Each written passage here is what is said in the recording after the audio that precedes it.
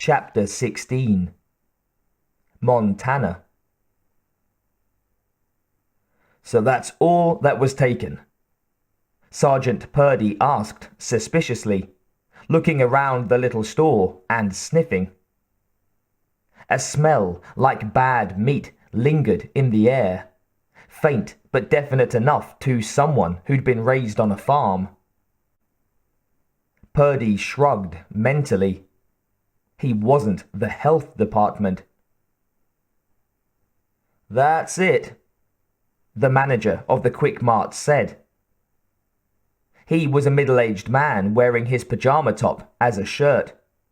Not unreasonable after being dragged out of his bed at 3 a.m. in response to a police call informing him that his store had been the target of a break-in. Here we go, the manager said. He pressed a button and the cloudy, jerky security tape began to play. The store's glass door burst open and a big man in a gimme cap, hunting jacket and sunglasses entered. He paused in the doorway, looking around. Then he headed down one of the aisles. Purdy noticed that the man's head never stopped moving, like a searchlight, almost mechanical. Something about him tickled the sergeant's memory. Why would somebody break in and just take baby food? He asked. The man had walked right by a display of beer without even looking. And he hadn't stolen any diapers. You'd think if he was going to take baby food, he'd need something to deal with the results. Weird. What kind did he take? A case of chicken, a case of beef, and a case of liver, the manager answered, rubbing his face. Liver? I didn't know they even made liver for babies. Poor kids. Whoever this guy was, he had a screwed up value system. Then light dawned. Hey, Purdy said. Play the tape again, from the beginning. Obligingly, the manager rewound the tape and started it running. The door burst open, the man entered, started down the aisle toward the camera. Can you freeze it there? The sergeant asked urgently. Sure, the manager said. The burglar's face was turned towards the camera, sunglasses reflecting an image of the aisles before him. This was him. Purdy was certain. The guy on TV, the man who'd shot up a police station in Los Angeles and killed like 16, 17 cops. Then he'd gone on to blow up a computer company and shoot 50 or more police. And he was here, right in this sleepy little Montana town. Or at least, he had been as of 2:30 this morning. Stealing baby food, Purdy murmured. He shook his head. He'd find out what it meant when they caught the bastard. The sergeant pulled out his radio and called it in.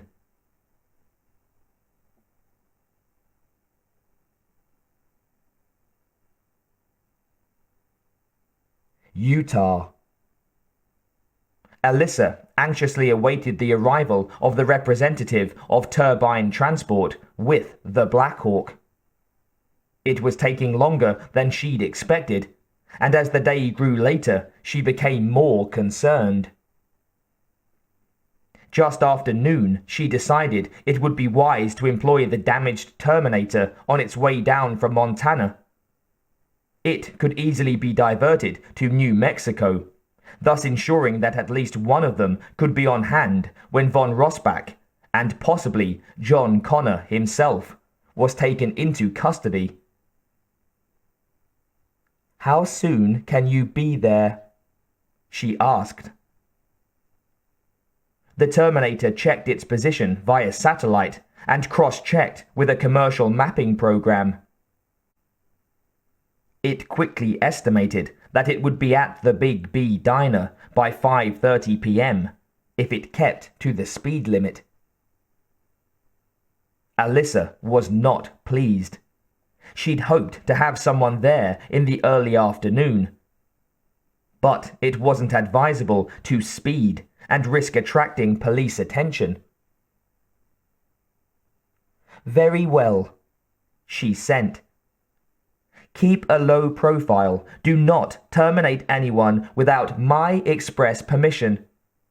But at all costs, be there." She resumed her pacing across the flat stretch of scrubland outside the mine entrance. A few buildings still stood, the remains of the ore dump, mine office, and workshops. Her Terminators had been replacing windows and doors and changing long-dead light bulbs so that the place would look inhabited, but not suspiciously so. They had their own diesel generator for power, and there was abundant water from a deep well. A perfect location, all in all. If only the helicopter would arrive. Alyssa's augmented ears picked up a sound, and her small, chubby 6-year-old face turned with the precision of a tracking radar. "Twin turbines," her database prompted. "Specifications match civilianized Black Hawk transport."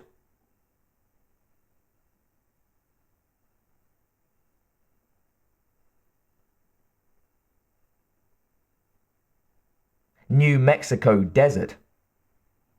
"Luis! God damn it! Get back behind those rocks for Christ's sake!" Wayland pointed at a tumble of rocks beside and slightly above the gully where he liked to meet his customers. He checked his watch. "He'll be here any second." Luis calmly continued his descent from his hiding place, carefully holding the rifle to the side. "Wayland," he said wearily. "I've got cactus spines in my ass and things are rattling their tails at me up here." He stopped and looked at his sometime employer. Then he waved a hand. "He's not coming, amigo." "I said 7, Bridges said. "It's only 7:15. "I think you said 7:30. Luke interrupted. Wayland glanced at his partner distractedly and went on. "It's only 1:15. He'll be here." He pointed desperately up the slope. "Get back in place, okay?" "I've been here for an hour, man," Luis pointed out. "I don't like it out here. There's scorpions and centipedes and snakes. And I'm afraid I'm gonna put my hand down on a Gila monster." "Gila monsters are extinct in New Mexico, Luis," Wayland said with exaggerated patience. "And you can make up to 50 grand for putting up with Mother Nature for a couple of hours. Now get back behind those rocks." Luis looked at him, working a toothpick from one side of his mouth to the other. "You told me 50 grand if, and you said if, this is the guy." He shrugged. "So if this isn't the guy, then I'm just wasting my time out here for nothing." Wayland took a deep breath and let it out slowly. "Okay," he said, the strain of holding his temper obvious in his voice. "If he doesn't come, we'll take you out to that strip club you like. Steaks and drinks, anything you want. How's that?" Luis's eyes widened. Anything? He asked. 'Cause there's this girl there. Wayland raised a finger. But only if you get your ass back up behind those rocks, because he is coming and you're going to be a lot richer for sticking around. Luis sighed, dropping his head. Okay, he said, trudging back up the slope. For booze and babes and some good red meat, I'll stay until dark. For 50 grand! Wayland shouted. That's what you're staying for. Then you can buy your own damned meat. Luke Hardy leaned close to his partner and hissed. 50 G's? Wayland spread his hands. He wouldn't do it for less, and I couldn't get in touch with anybody else. He shrugged, looking sullen. You saw that guy. We're gonna need backup. Luis might be a pain in the ass, but he's solid. Luke nodded reluctant agreement, checked his watch, and muttered, Fuck.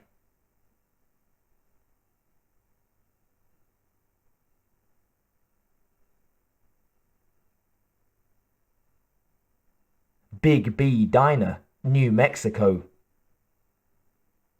The Terminator pulled up at the diner at 6:30, having been delayed by an accident 50 miles back. If not for the police presence, it would have gone around the mess of ruined metal and the ambulance on the verge. The truck had four-wheel drive. Regrettably, caution had been necessary.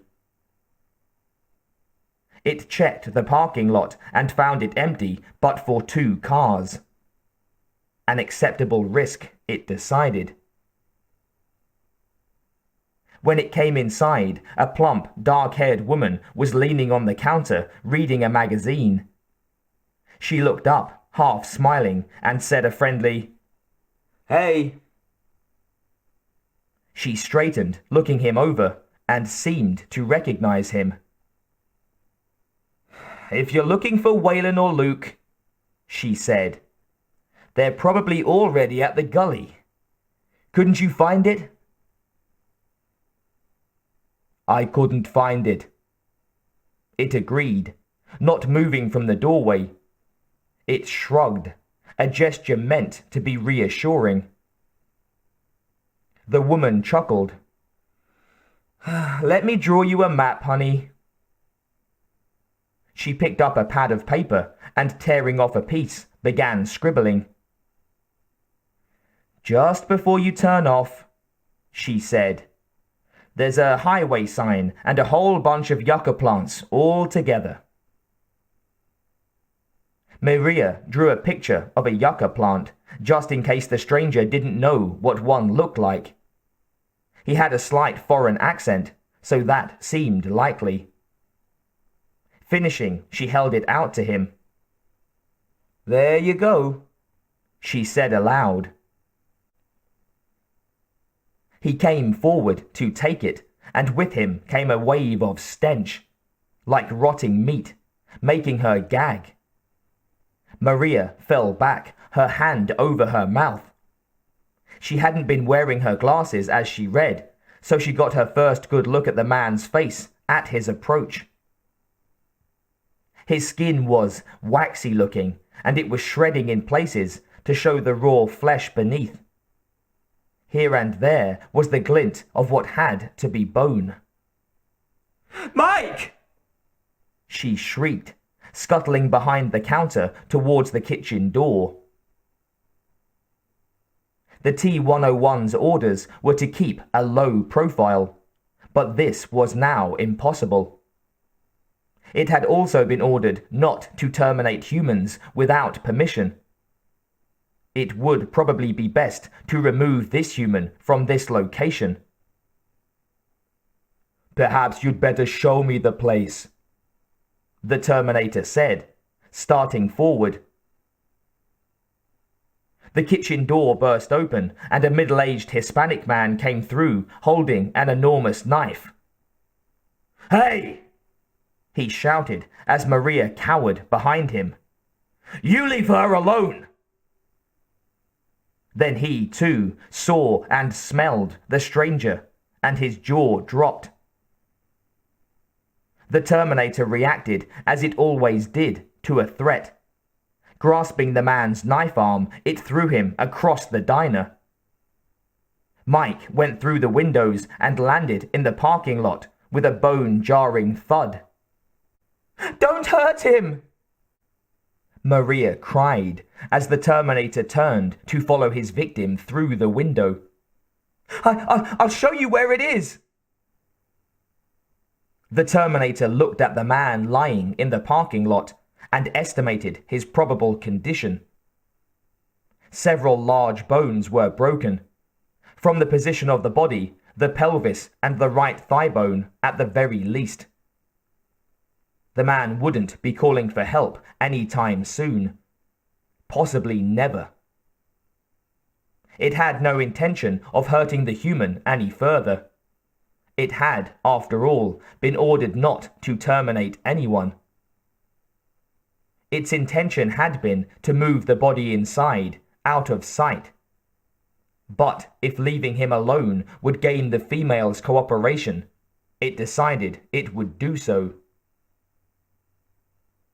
"Let's go," it said.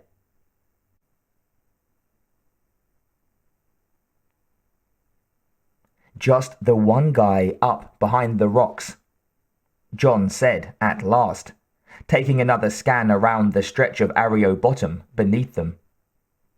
There was no danger of a flash flood at this season, and the hardy weeds that colonized the sand of the seasonal riverbed were dead and brown. Dieter didn't look very concerned. "I'd expect at least one," he said.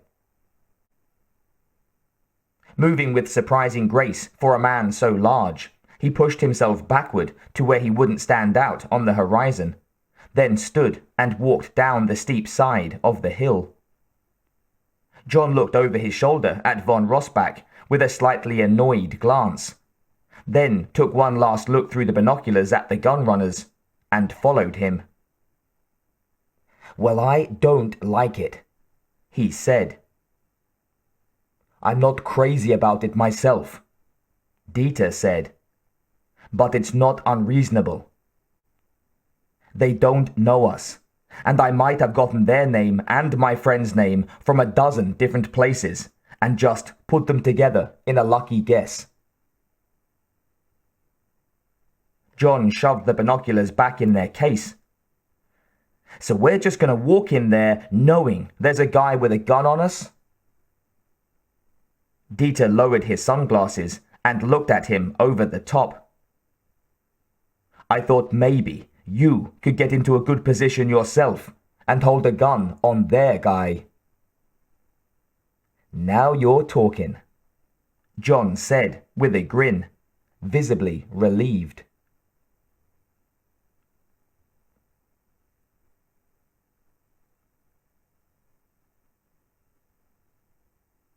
The Terminator pulled behind a stand of shrubby growth and stopped the pickup.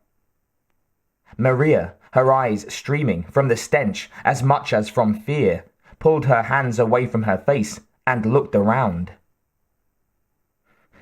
"This isn't it," she said. "It's about a mile that way." Her voice was high-pitched and shaking. The man beside her turned his head to look at her, and then nodded once. Deep inside the black of his sunglasses, she thought she saw a glint of red light, and she sobbed convulsively. It glanced at the crude map the woman had drawn, then briefly accessed a military satellite and confirmed its accuracy. The gully was considerably less than a mile away, but humans were notoriously inaccurate. The Terminator got out of the truck. Maria whimpered and cowered in her seat. She wanted to throw open the door and run, but feared that he might shoot her, and that fear paralyzed her. In her mind, she saw Mike lying on the cracked tarmac of the parking lot. She thought he was dead, but she couldn't be sure, and her impulse had been to give him a chance by luring this man away. But now she was here, alone. Oh God, what am I going to do? She jumped with a gasp and turned towards the sound when he opened the toolbox in the back of the truck. Oh, no, she whispered, her mouth dry and her throat tight with tears. This was it, the end. He was going to kill her. Maria fully expected him to slam the lid on the toolbox and stand there with a rifle in his hands. Instead, the truck rocked as he jumped down, and footsteps crunched around to her side of the car. She didn't turn, but sat panting and light-headed, her mind filling with headlines about innocent middle-aged women murdered for no reason and left in the desert for the coyotes to eat. It opened the door and grasped the woman's clothing, pulling her stumbling from her seat.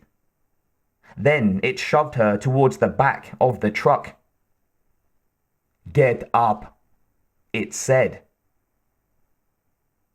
Maria scrambled to obey, lifting her leg as high as she could and grabbing the frame with clumsy fingers. She was simply too short and too frightened to manage it, and began to sob frantically. I can't," she said at last, hanging her head. "I just can't." The Terminator confirmed her analysis. It picked her up under the arms, lifting her as though she were a 5-year-old, and deposited her, kneeling, on the truck bed. Then it followed her up. It moved to the toolbox. "Get in," it said. Maria froze, staring up at him, then glancing at the large silver box he wanted her to enter. "No," she whispered. "Please, no. If you let me go, I promise not to tell anyone.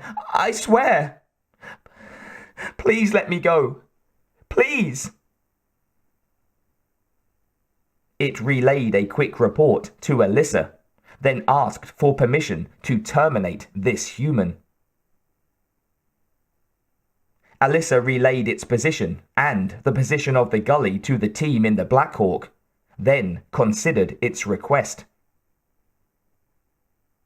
"No," she said at last. "Perhaps afterward, but not now. She might prove useful. Lock her up and get into position. The others are on their way." "Get in," it said to Maria. Maria saw the long silver box as a coffin, but decided that being alive in a coffin was better than being dead in a ditch. So she reluctantly put her foot over the edge, then knelt, looking appealingly up at the strange and horrible man. As she leaned forward, he slammed the lid, whacking her painfully on her head and back. At her cry of pain, he said, "Keep quiet and live." She knelt silently for a few minutes, panting in terror. He didn't move, and she pictured him standing there, waiting for her to give him an excuse to kill her. It seemed as though the air was already almost gone. She wanted to beat on the lid and beg to be let out. But then he'd kill her.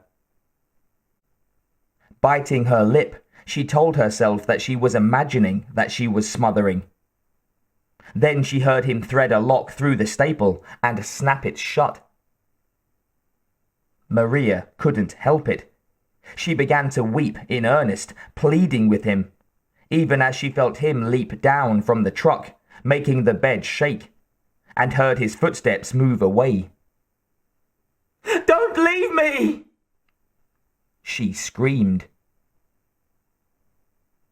Instantly, the truck rocked as the Terminator climbed back onto it.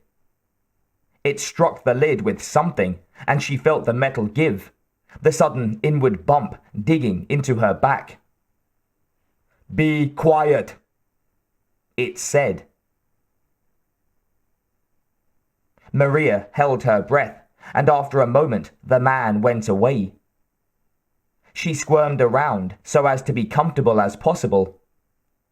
She didn't think she was ever going to see her family again. Letting out her breath in a sob, she began to pray.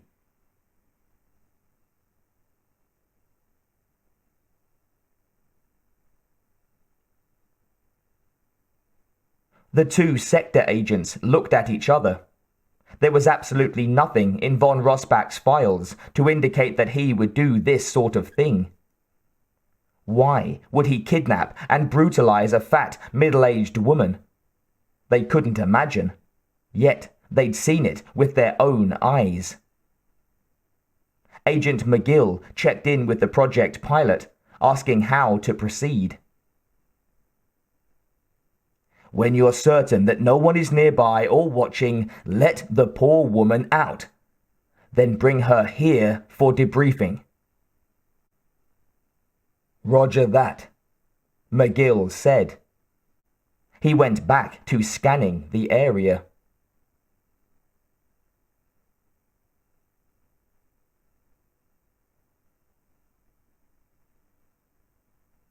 Dieter pulled into the gully just before 7:30, parking next to the gun runner's pickup.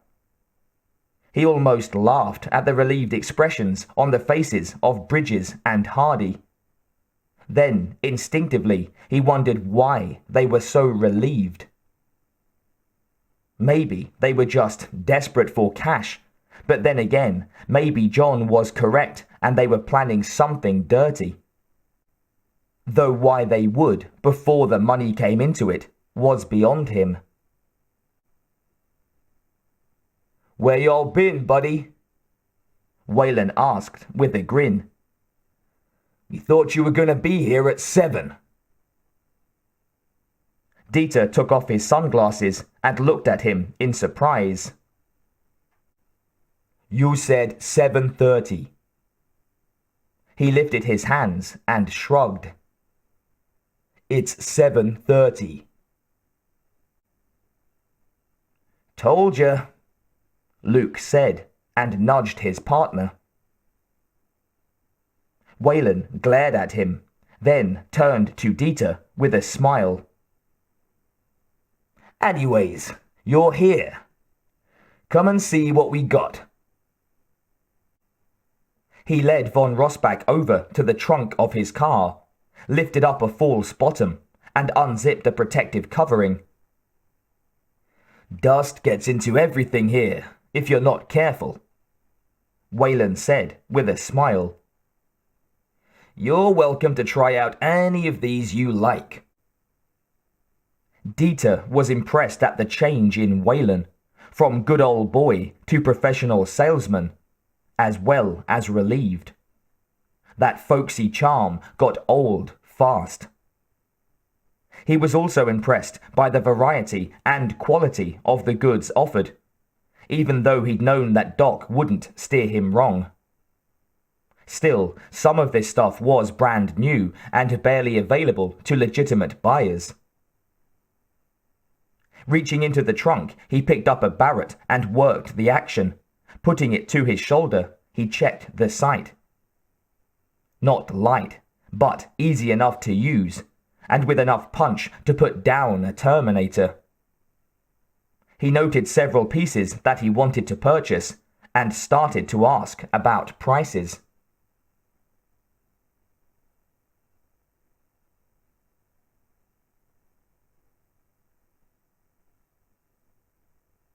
"I believe I've found von Rossbach's backup," the sector agent reported.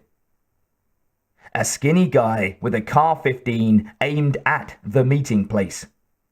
Bridges and Hardy's backup is still in hiding." "Roger that," the project pilot said.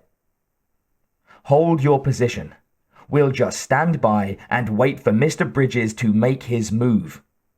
When he does, make certain von Rossbach's friend doesn't interfere." "Roger that," the agent said. "Out."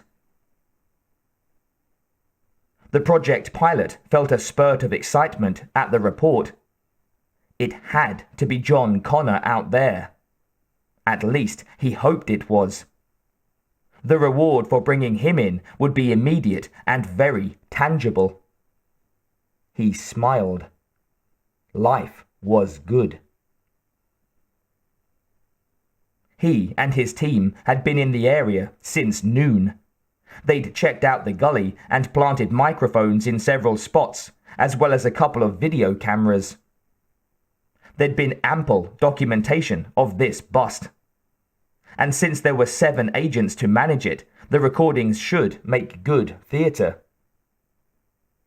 Idly, he wondered why von Rossbach had changed clothes and vehicles. The woman's report of his terrible smell might explain the former, if not why he smelled so bad. But the change of vehicles? Admittedly, having a panic-stricken woman hidden in the toolbox might explain that, even if it didn't explain why she was sat there in the first place. The waitress had told them that von Rossbach claimed he couldn't find the meeting place, and she offered to draw him a map. Then the way he looked and smelled caused her to panic.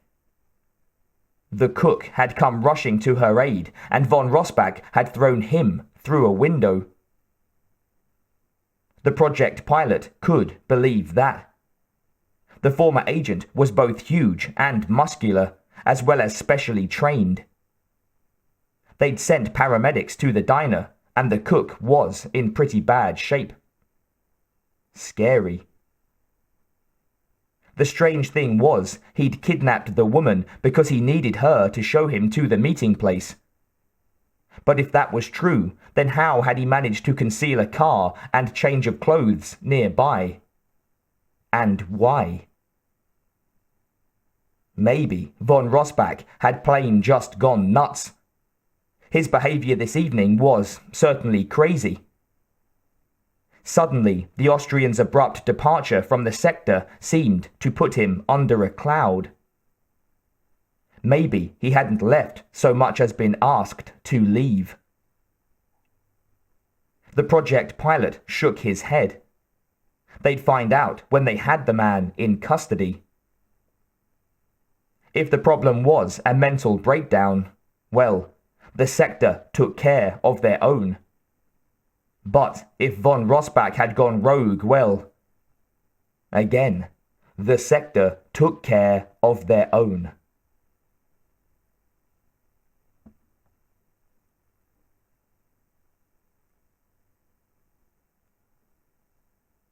The T-101 watched the humans milling around in the gully, chattering and fondling weapons. Unfortunately, John Connor wasn't among them. But when they captured von Rossbach, they would find out where he was hiding quickly enough. It checked on the rest of its team. The other Terminators had landed 5 miles away in another, wider gully, and were now running towards this place at approximately 20 miles an hour. By the time they arrived, it should be dark enough to hide their presence.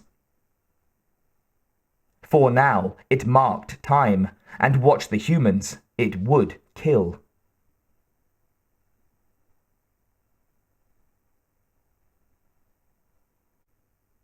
Now this one here's my favorite, Wayland said, picking up an Austrian Steyr assault rifle, a futuristic-looking bullpup design with the magazine behind the pistol grip and a built-in optical sight. Dieter glanced at the light weapon and dismissed it. I prefer something with a little more stopping power, he said, knowing that Bridges would too, if the gun runner had seen what the weapons would be used against. He leaned over and reached for a Carl Gustav recoilless rifle. Something more like this. He hefted the weapon. It went over your shoulder, with grip and stock beneath the launching tube, and the shell would take out a light tank or armored car quite easily. Not bad on Terminators either. Oh, I find this one has enough stopping power, Wayland said cheerfully as he chambered a bullet. He pressed the gun to the back of the Austrian's head. Especially from this distance. Dieter froze, then slowly turned his head to give the gunrunner a narrow-eyed stare. What is this? He asked, his voice deadly quiet. This is a bust, asshole, Luke said. Laughing, he pulled out a pair of handcuffs. Just put your hands behind your head real smooth-like, Wayland said, so my buddy can lock you up. Don't try no funny stuff. Hey, Luis! He shouted. Above them, Luis stood, his rifle to his shoulder, his teeth glinting white in the gathering gloom as he grinned. Shit, Wayland! He said gleefully. You got the bastard! Told ya! Wayland said smugly. Luke approached von Rossbach cautiously and snapped a cuff on one of the big wrists. The band was almost too small, and Hardy had to squeeze it shut. Dieter winced as the metal pinched his flesh. His mind was working frantically. John wouldn't shoot while the gun was to his head. At least he hoped not, or Bridges would probably squeeze the trigger reflexively and blow his head off. On the other hand, John had never shot a man before. He might not be able to do it. My God, he suddenly thought. Did Doc set me up? It was possible, perhaps even likely. Dieter felt a profound sense of betrayal. Why are you doing this? He asked, his voice calm. Because you are worth a ton of money, buddy, Luke said, clipping on the other cuff. We saw you on the TV last night, and we just had to have you. Wayland laughed, lowering the gun. Then he looked at von Rossbach more seriously. Besides, I don't hold with cop killing. Figured it'd be worth more to me to turn you in than to sell you guns.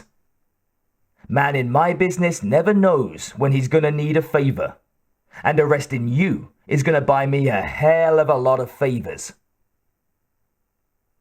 He grinned and suddenly shouted, Yeehaw! Shoot him, John, Dieter thought viciously. Holmes hadn't betrayed him. He'd just been snookered by bad luck and hillbilly greed. Shoot him.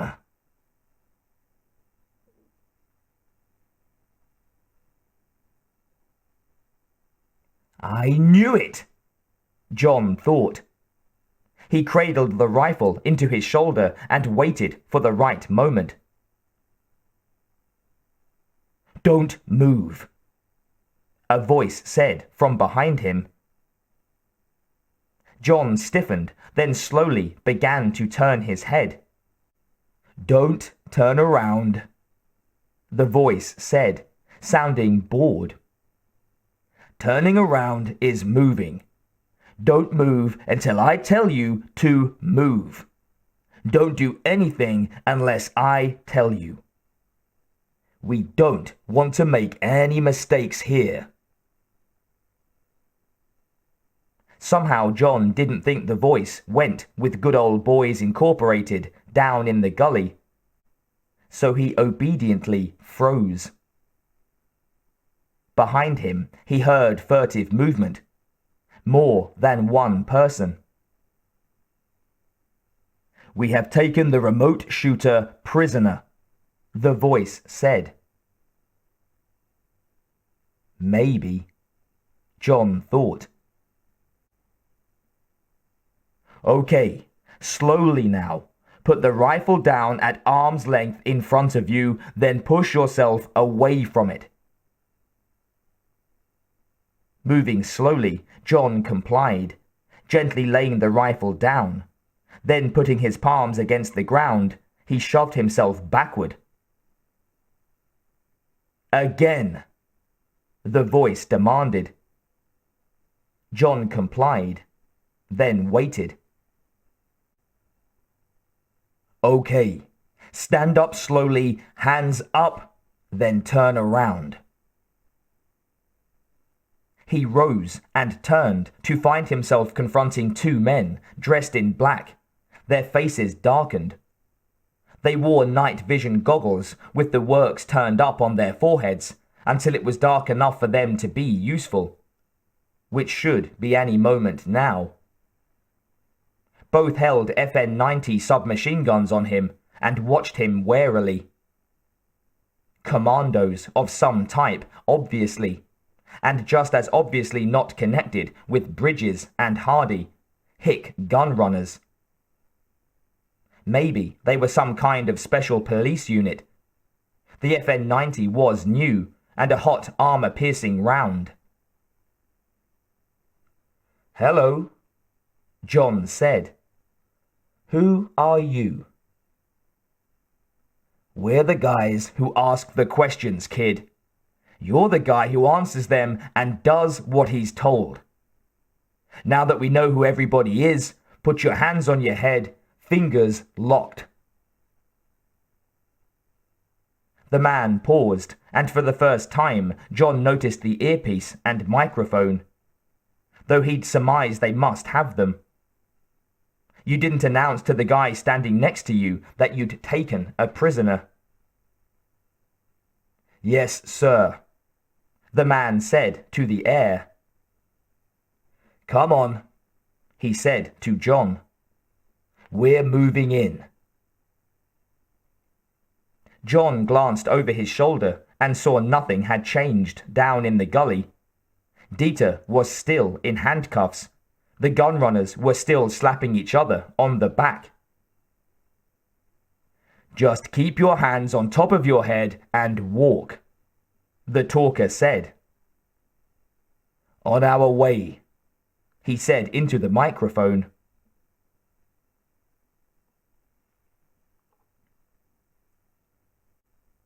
Put your hands up, gentlemen, a calm male voice said from out of the growing darkness. Luis instinctively brought his rifle up and stared towards the place from which the warning had come. No, no, no, you don't want to do that, the voice said. Look down. Luis cautiously looked at his chest and saw a red dot centered over his heart.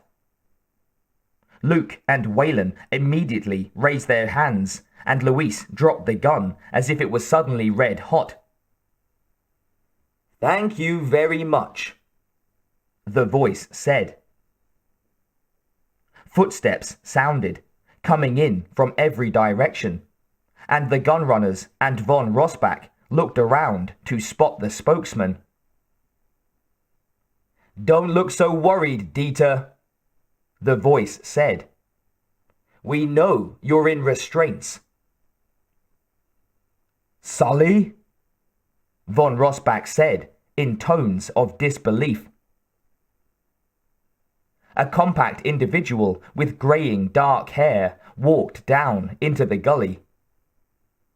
Yep, he agreed, wearing a tiny smile. Last time I saw you, you were with... Sully interrupted him. I was undercover.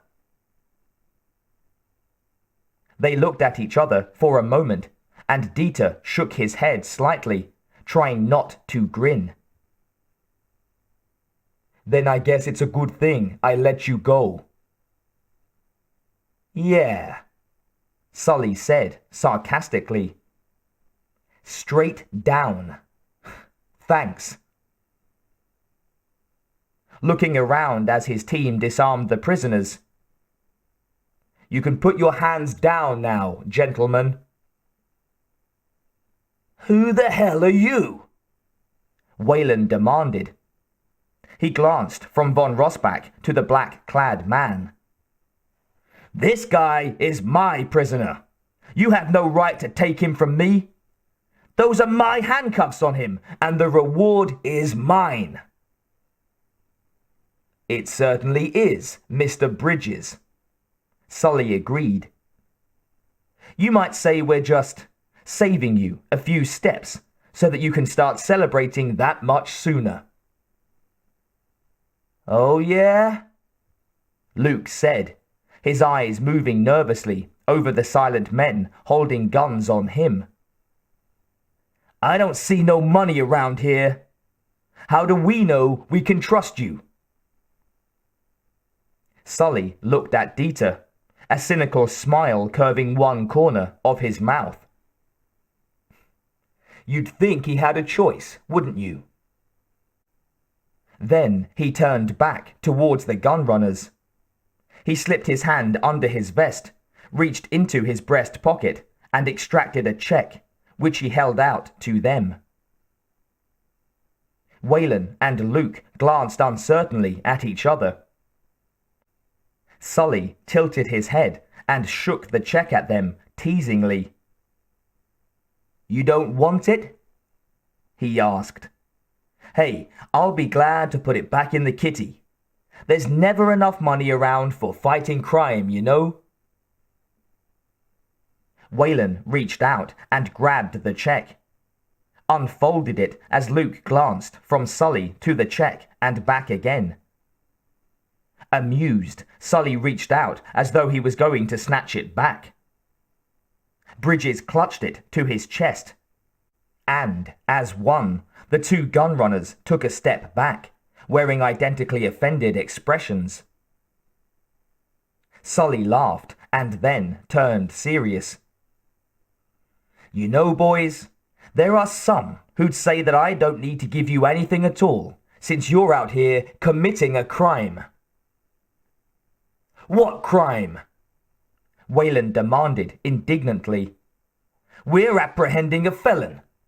We're licensed. Sully went to the open trunk of Wayland's car and picked up an Israeli-made anti-tank launcher. Why, what's this? He asked in mock surprise. Is this even on the market yet? He looked into the trunk. And all of these other weapons. I may be wrong, but I don't believe it's legal for a private citizen to own a number of these. He looked at the gun runner. Could I be mistaken? Luke nudged his partner and widened his eyes at him.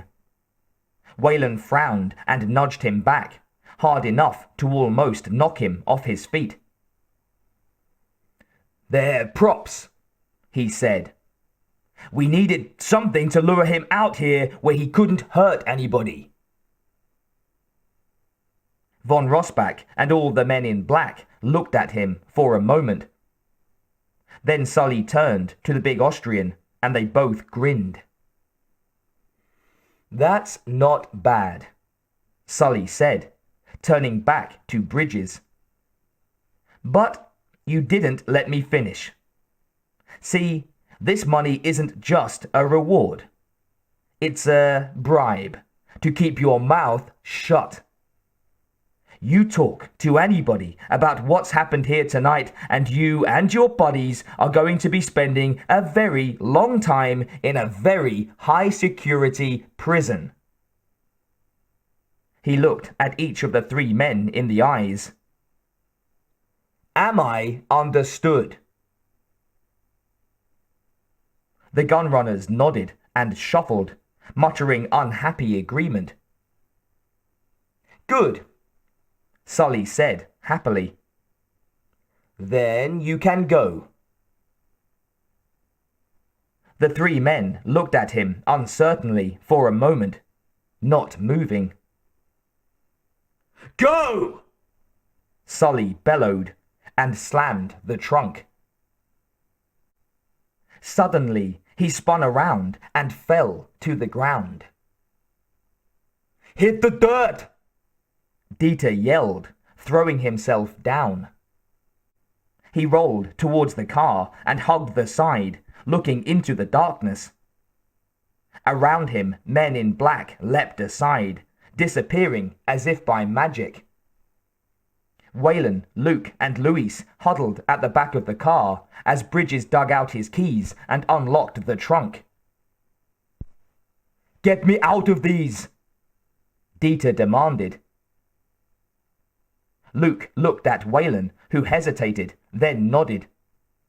Luke slipped forward, digging in his pocket for his keyring. He unlocked the cuffs, and Dieter chaffed his wrists, giving the other man a hostile glance. "Friends of yours?"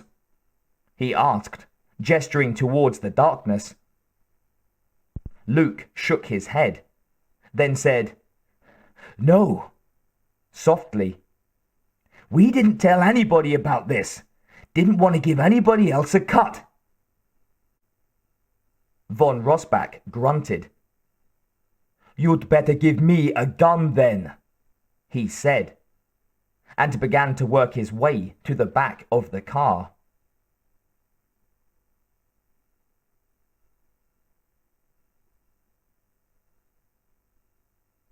The Infiltrators' permission to kill had been acted upon instantly, much to Alyssa's dismay. Only one of the Terminators was in position. The others were still on their way. Her own fault, she realized. She should have phrased the order differently. More firepower would have made all the difference. Only one human was down, and Alyssa, looking on remotely, was appalled. Everything in her own experience, and even in Serena's, up until the end, that is, had led her to believe that humans were easy prey. It was only when the Connors were involved that things became difficult. Therefore the Connors, one or both, were present. In which case there was no need to capture von Rossbach, which should make things easier. Even so, the humans had reacted much more quickly than expected. The fault, of course, was that never in their brief existence had these Terminators faced humans who had been trained to kill and to respond to threat. Nor had she, for that matter, a fact that suddenly frightened her. "Terminate all humans present," she ordered. "Let none escape."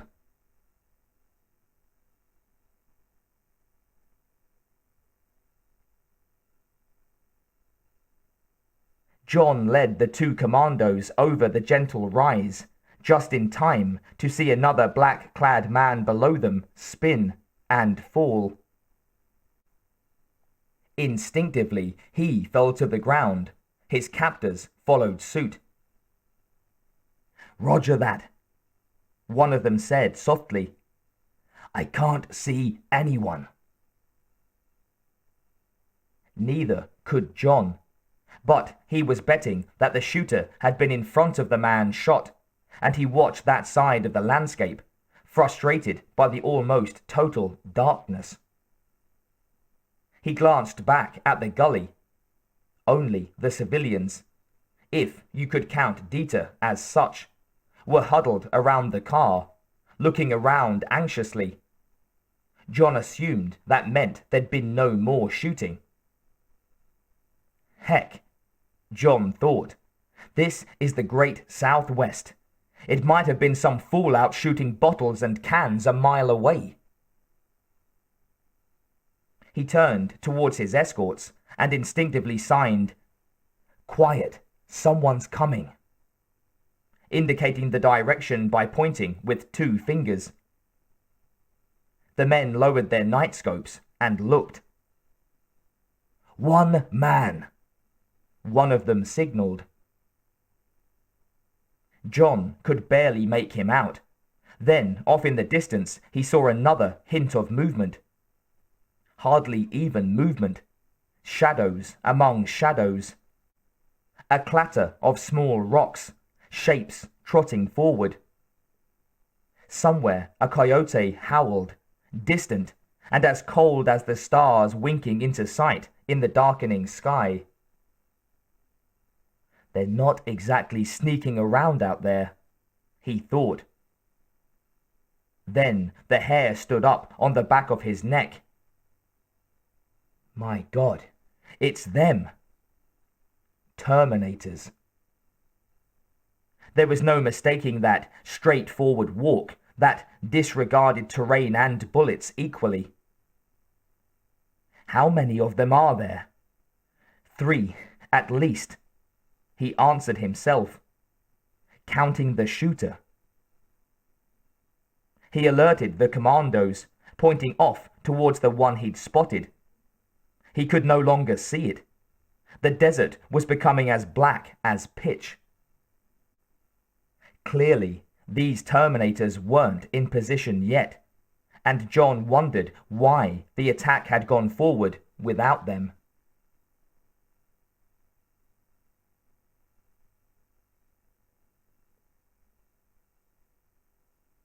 Time seemed to crawl by as the 4 Terminators closed in on the gully. Alyssa had read of this phenomenon, but this was the first time she'd experienced it. She pouted unhappily, even as she felt her emotions becoming more and more muted due to the rebalancing of her brain chemistry that her computer was arranging. Knowing there were armed humans lurking in the dark, she'd ordered the Terminators to approach stealthily. To them, that seemed to mean slow down. For this, she was not to blame. Their programming was designed to deal with a different war. Clearly, this was something that she and her sister would have to look into. She frowned impatiently, switching her viewpoint back to the first Terminator on the scene. The humans in the gully had taken refuge behind the car. The man who'd been shot was no longer in evidence. When queried, the Terminator confirmed that he'd been dragged behind the car by von Rossbach and one of the others. Alyssa regretted that the Terminator didn't have a rocket launcher. 1 shell and problem solved. One of those approaching did have one, but they'd slowed yet again in the interests of silence. So she'd have to wait for the satisfaction of seeing her enemy blown to pieces. She wanted to tell them to get it over with, but held back. She'd already been too impulsive tonight. There was no sense in giving herself more cause for dissatisfaction. And, on the other hand, despite her suspicions, there had been no sign of the Connors. Perhaps she should amend her orders. Well, she'd consider it.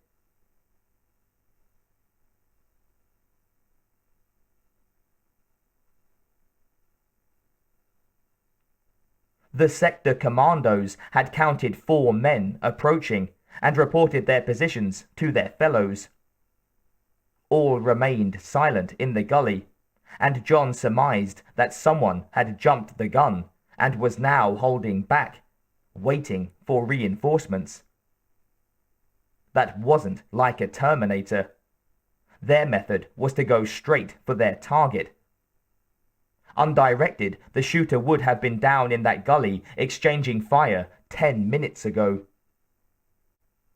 Which means, he thought, that we've got another Serena Burns on our hands, for want of a better name. Another of Skynet's little surprises.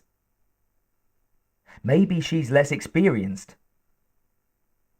Then he thought irreverently, there are always 2, a master and an apprentice.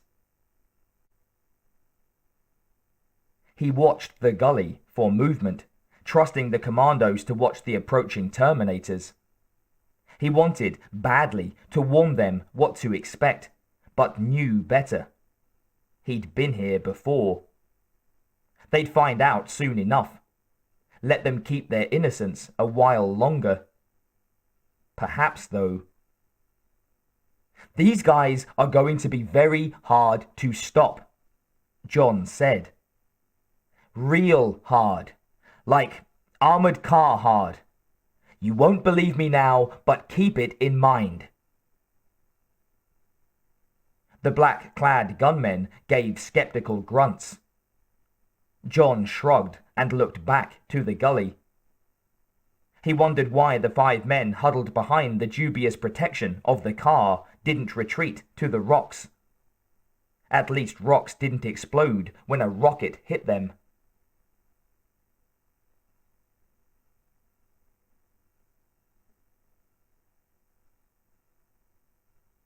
Dieter von Rossbach had seen a lot of wounds. Sully didn't have a sucking chest puncture, but it was bad, bleeding freely, and might be worse inside. He packed it with bandages from the pouches on the sector agent's harness, tightened the straps to hold pressure on it, and stabbed a hypo of painkiller from the field medical kit through the cloth of his uniform and into his arm. All that I can do, he thought, and looked at the 2 arms dealers. You're going to contribute some equipment to this, rat fuck, he said, keeping the explanation on a level he estimated their shock-numbed brains could handle. Do you have any night sight gear? Wayland swallowed as Dieter slipped the trunk open. Yeah, he said. In the red plastic box, by the spare. Dieter grunted satisfaction as he slipped the goggles over his head and switched them on. The world sprang back into clear vision, in shades of green and silver. Not as good as full light, but fighting Terminators when they could see you and you couldn't wasn't his idea of fun. The 2 arms dealers watched with awe as he loaded up from the rest of their samples. 4 laws across his back. Those were collapsible one-shot rockets. A heavy Barrett 50 caliber rifle in his arms, and a slung grenade launcher with a bandolier of 40mm shells. He picked out a few extras. Thermite grenades, explosives. I suggest you arm yourselves, he said to the 2 gaping would-be merchants of death. Things are going to get a bit excessive.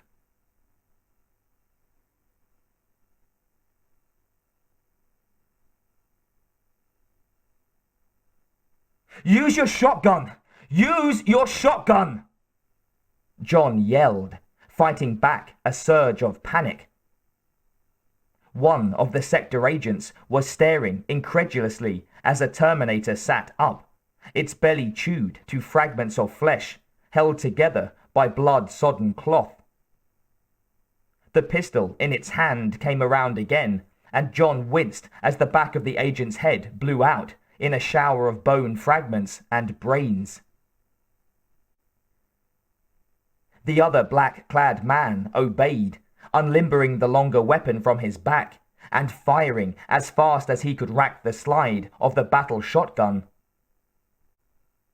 The dull, massive thudump, thudump, thudump split a night full of screams and shots. A huge bottle-shaped flare of gases lancing out with every round. The gun was loaded with rifled slugs, heavy, grooved cylinders of lead, meant for smashing open locks or other demolition work. The massive frame of the Terminator lurched back as each round struck its torso. With the last, it toppled backward like a cut-down tree, striking the ground hard enough that John could feel the earth shake beneath him. "Grenade!" he yelled. The sector agent reacted with automatic obedience to something in John's voice, something that struck too deep to remember that he was a teenager or had been a prisoner less than a minute before. John leapt to his feet with a scrambling gracefulness, snatched the smooth egg-shaped mass out of the man's hand. "Illuminating!" the agent warned. "All the better!" John called back, pulling the pin as he ran and letting the spoon clatter off into the night. Ought to take him at least 15 seconds to reboot, John thought. He'd listened carefully as Uncle Bob explained the weakness of the T-101 class.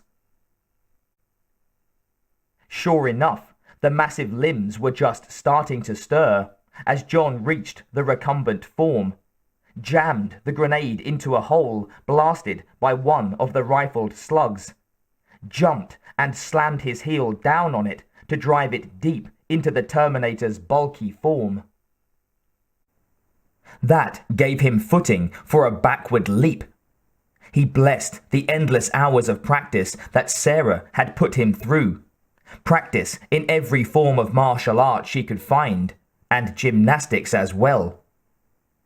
That let him backflip back to where the surviving sector agent waited, staring incredulously as his hands automatically reloaded his shotgun. "You stuffed a grenade into his..." Several things happened simultaneously then. The Terminator came to one knee, arm extended to aim its pistol. The thermite grenade exploded in the same instant, a brilliant flash of fire and white light. John squinted as he forced himself to feel across the head of the dead man an arm's length away. The headshot hadn't wrecked the man's goggles, and John slipped them over his head after wiping off the worst of the clotted matter on a clump of grass. "Thank God," he muttered. There was part of the enemy's advantage gone. He scooped up his rifle. It was an ordinary hunting model, bolt action, but the rounds inside were hardpoints with much more penetrating power. "You stuffed a grenade right into that guy's chest," the sector agent said. "Yeah, except it isn't a guy. You know any guys who can take 50 rounds of 5.45 and then 6 rifled slugs and get up again?" John asked. He was impressed at the speed with which the sector agent rallied. "No," he said, shaking his head. "Either I'm crazy or I'm right," John said. "Come on." The night sight goggles didn't show contrast very well. When they leopard crawled to where the Terminator lay, smoking, the vision was more than enough to show the warped metal bones protruding through the false flesh. The sector agent gave a grunt of horrified nausea as the head turned and a face half stripped of skin snapped at him. John pulled another grenade, one of the dead agents, and judged his time carefully. The next snap closed on the butt of his rifle, and he jammed the grenade in after it. Terminators didn't spit very well. "Fire in the hole!" he barked and rolled away. This time, the Terminator didn't get up. The problem was that it was only one of them, and John threw himself convulsively backward.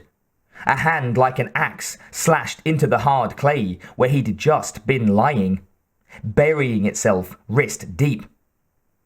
That gave him just enough time to bring his rifle up and fire as the T-101 wrenched itself free and turned towards him.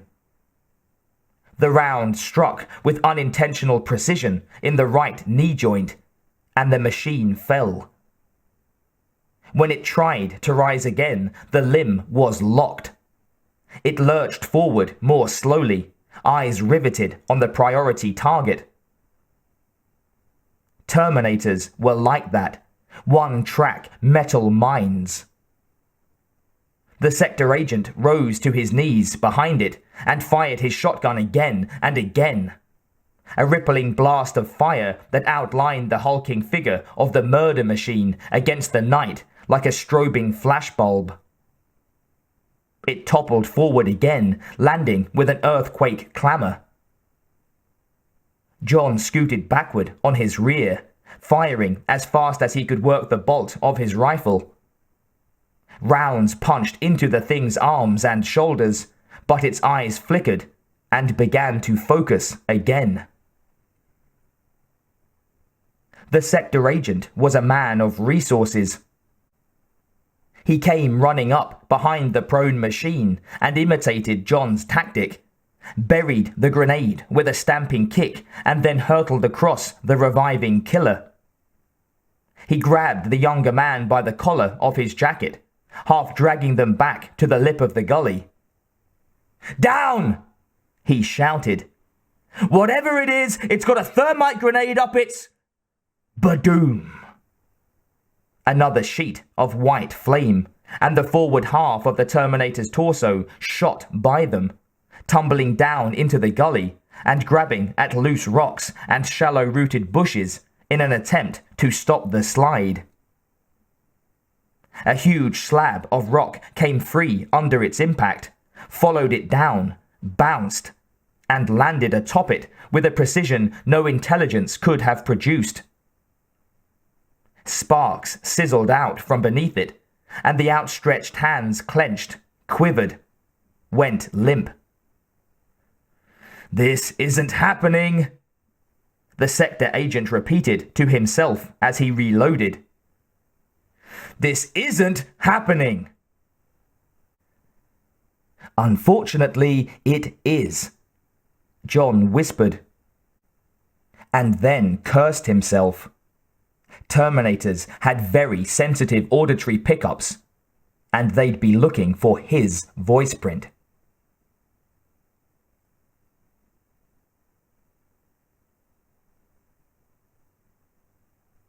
Dieter laid Sully down behind a boulder, one of many dotting the sandy floor of the Arroyo, then continued crawling. The sector agents seemed to be fully engaged now.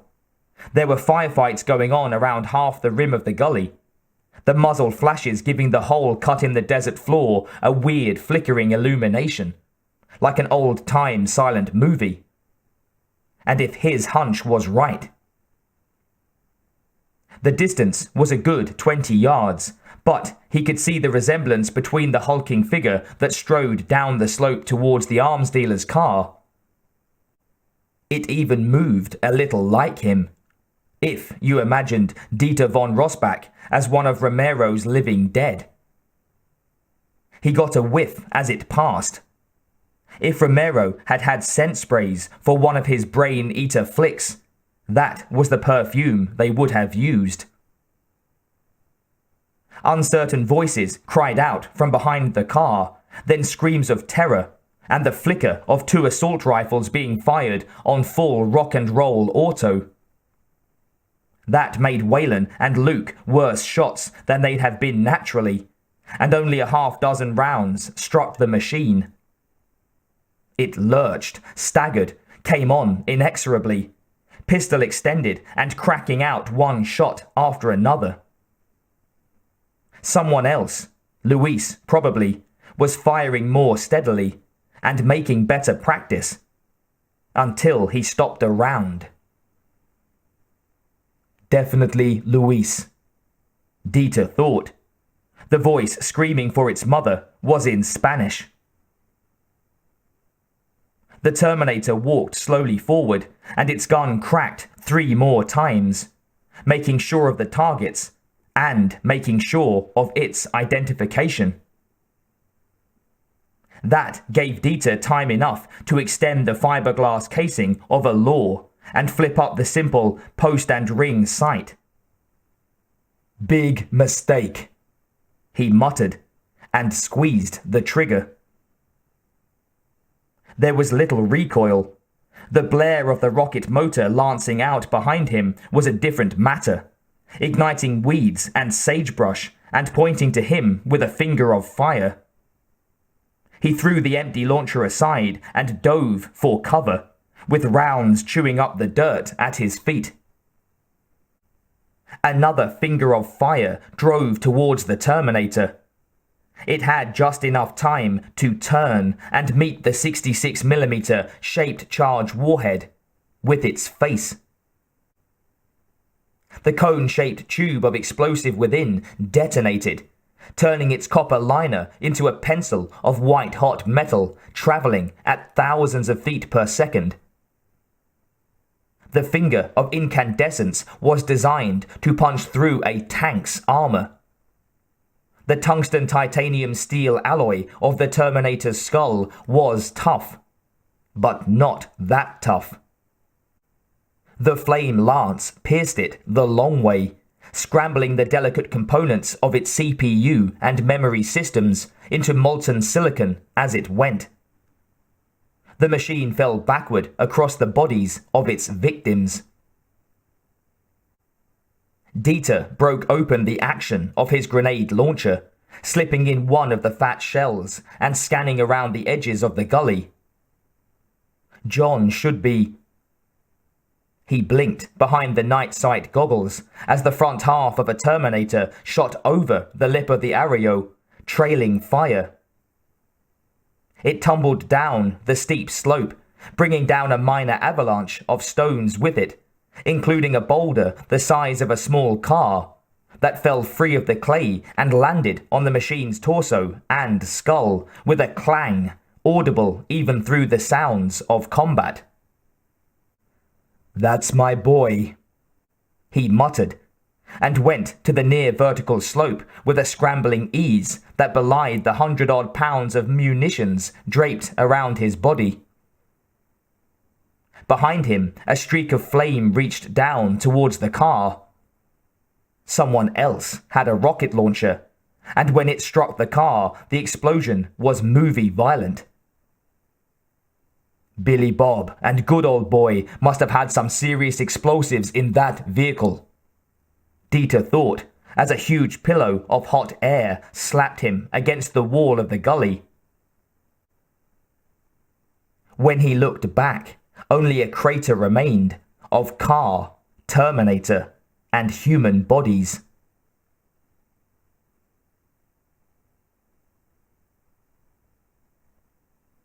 With the destruction of the third Terminator, Alyssa panicked and contacted Clea. "What is it?" Clea asked. She'd been working on a prospectus for Roger Colvin, the CEO of Cyberdyne, and wasn't happy to be interrupted. Alyssa paused before answering, put off by the impatient tone of her sister's answer. But things at the gully had reached a point where she knew she was out of her depth. "Please access the team I've sent after von Rossbach," she said. Clea did so and was horrified by what she saw. "You sent 4?" she asked, trying to keep the message emotionally flat. Alyssa bit her lip in consternation. "No," she said. "I also sent the uncle we buried." Clea didn't respond to her sister, but ordered the remaining Terminators to disengage. She watched through their eyes as they fought their way clear and ran. It seemed to her that the humans didn't try too hard to stop them. Both bore considerable damage. Their skin hung in ribbons and shattered electronics sparked as they ran, causing one of them to limp occasionally. Computer-controlled emotions notwithstanding, it was extremely vexing. She was very vexed. "We'll discuss this later, once I've had an opportunity to study the recordings of this incident," she said to Alyssa. The younger I-950 frowned. Withdrawal hadn't been on her mind. The Terminators were definitely making progress in their attack. She'd only wanted advice on how to press their advantage without losing any more of them. She now regretted contacting her elder sister about this. If they'd kept up the attack, they'd be walking away from it with something to show for it, besides the loss of valuable resources. "Alyssa," Clea said. "Of course," her sister answered. "At your convenience," she said coldly.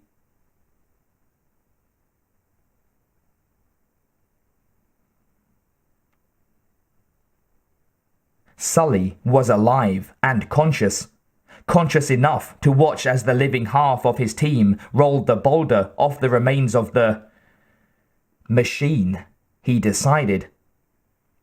It had definitely been a machine. The fall and the rock had stripped most of the flesh off, leaving the gleaming metal bones bare. Enigmatic shapes lurked within the rib cage, and a few sparks still spotted around the severed spine. A man came half falling down the slope of the Arroyo wall and gasped. "Other one's gone," he said. "His bodies must have taken it. Bottom half of this one too." "And not enough of this one to prove anything to anyone who wasn't here," Dieter von Rossbach said after bending close. "It landed with its head on a rock, and then this boulder came right down on top. Nothing inside the skull except what was pounded back into sand." Sully could tell the big man was upset. His Tyrolean accent was a little more noticeable. He almost laughed, but with the hole in him that wasn't advisable. "Now I believe you," he said. "But who's going to believe me?" "Well, my men," he thought. Although Rogers was lying on the ground with his face in his hands, crying like a kid. "Doc Holmes," Dieter said. "Contact him. Blame everything on me when you debrief. We'll be in contact through him." Sully nodded slowly. "And I suppose for the details I can look up Sarah Connor's transcripts," he said weakly. "Yeah," Dieter said. "Speaking of which, do you know where she is?" "Flew the coop," Sully replied. "Vanished from the halfway house with Dr. Silberman after some weird shit with a janitor. Last seen crossing the border to Mexico. The all points just missed him. He noticed Dieter exchanging a glance with John Connor, who is now my ally, Sully thought despairingly. It was so tempting to imagine that he was in a hospital having delusions, but he knew better. In that case, Dieter said, we could use some transportation. Hey, it's my nickel, Sully said. Now I get a chance to let you go.